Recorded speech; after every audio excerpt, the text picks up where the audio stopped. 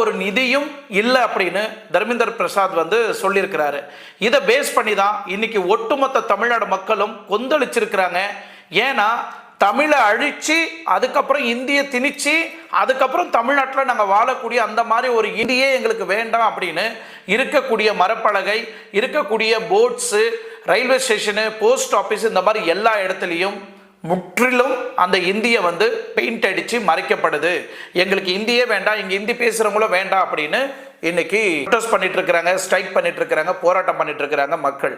So இந்த அளவுக்கு திணிச்சு ஒரு இந்திய தமிழ்நாட்டில் எங்களுக்கு புரியாத ஒரு இன்னைக்கு எல்லாத்துக்கும் சுதந்திரம் இருக்கு. எனக்கு பிடிச்ச சாப்பாடை சாப்பிட்றேன், எனக்கு சிக்கன் பிடிச்சா சாப்பிட போறேன், மாடு பிடிச்சா சாப்பிட போறேன், ஆடு பிடிச்சா சாப்பிட போறேன், கோழி பிடிச்சா சாப்பிட போறேன், ரச சாதம் பிடிச்சா சாப்பிட போறேன், தயிர் சாதம் பிடிச்சா சாப்பிட போறேன், இல்லை சாம்பார் சாதம் பிடிச்சா சாப்பிட போறேன். இந்த மாதிரி சாப்பாடக்கூடிய உணவிலேயே பிடிச்ச